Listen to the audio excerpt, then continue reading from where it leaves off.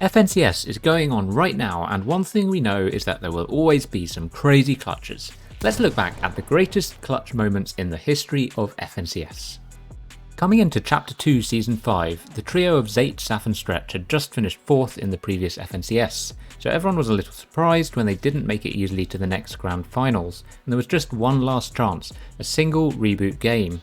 With their drop spot housing the only RPG on the map, they used it to take height in the 50-50 zone, running out of rockets in doing so, and most would not have thought that they could hold on for the rest of the game. Somehow they did so, and ended up winning the game relatively comfortably in the end to qualify, thereby also preserving Stretch's record of going to all FNCS finals.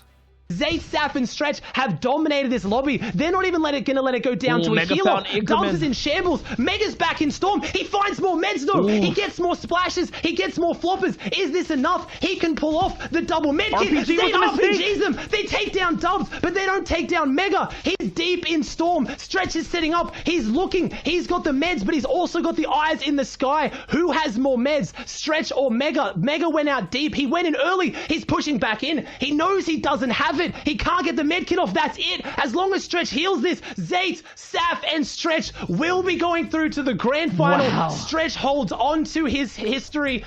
In this reboot round game, zAndy and his team went for the tried and tested height play in a bid to win the game. But unfortunately, he ended up as a solo as a result on just a few HP, with 9 teams still alive. Despite being alone, he fought again and again for height, and somehow pulled this clutch off to qualify for the grand finals. But Andy, can he do the solo clutch? We've already seen some insane clutches here for the reboot rounds across all the regions, but this would be one of the best of all time. Is able to hold down. He gets elimination already, but he loses his advantage. But he gets a knock on Steelix here. He's gonna have to hold on now. People shooting in the backside. He's gonna do another. He doesn't see him. Oh my goodness, Shio. He's gonna get the siphon, and he has 6 cabbages. What else does he find here? He gets fluffers. What a big play from Andy. What a big play from Andy. What a big play! He's still going all the way towards the top. He got all the heals and position for height. ETQ versus Belusi down below. They're going shot for shot, blow for blow, and ETQ goes down. What did Belusi find? Because we know Andy's got the protein, he's got the cabbages, he's got the fish pump, but there's still lots of time left in the storm. 2 seconds for Belusi to kind of delay that pump. Still hits. This might just be enough. Andy, the solo man, Rue took height. He just went all the way towards the top, clutched it with a sneaky play at the end. They've won. Kiryache, Stormyrite and Toos led by 14 points going into the last game in Chapter 2 Season 7, but there were actually around 10 teams still in contention, meaning a very strong game would be required. Toos went down in the 50-50 zone and Stormyrite followed in first moving. With 43 players still alive, it would require something special from Kiryache to win FNCS, and with 3 medkits he navigated his way around the back of the zone as quietly as you can in this crazy game, picking off unsuspecting players as he did so. It wasn't a game win, but it was an epic solo clutch to win the grand finals. I don't see this one happening. Top 5 for Kiryache. He's still pushing. He's still going. Another big pump. Oh, be it. He gets the big shot. This is huge. A trio in the box. He denies it. He doesn't want to get inside the pressure just yet. How is he dodging all these plays? 150 on the Floki. A man by himself is winning EU before our very eyes. Kiryache stopped by the Symptos, but it might just be enough to give him the FNCS championship. We have a moment here that is probably more famous for one line of commentary than for the actual gameplay, although the clutch was seriously amazing in itself. This was from Chapter 1 Season X, Heats on NA East, where Macwood and Calc went down towards the end of the game, leaving Zexrow as a solo. Just watch his HP teeter above 0 several times as he closes out the game with 4 more eliminations. Winning a game doesn't get more clutch than this, and it set them up to qualify for the grand final where they ended up winning the whole thing. Is he able to fight it? He gets angled, but he gets sent down. Will he be able to get back something? Pop a bandage! Pop a bandage! Zexrow, pop a bandage! Son, please!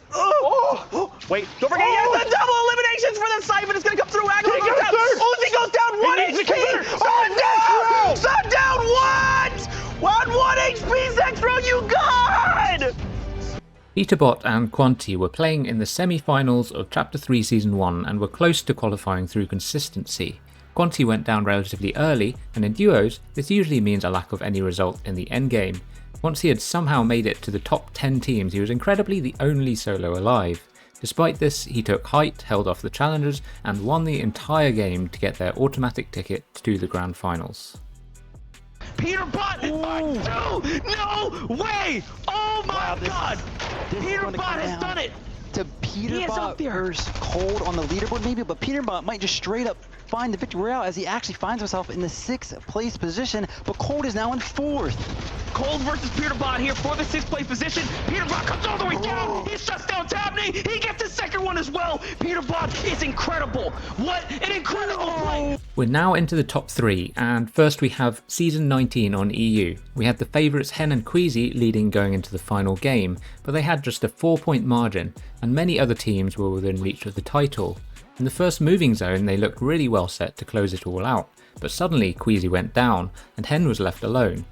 Not content with doing just enough to win the tournament, Hen finishes off in real style with a solo clutch to remember, becoming a 3-time FNCS champion in the process. Hen has everything, he's done everything, he's solo clutch, we know he has that ability.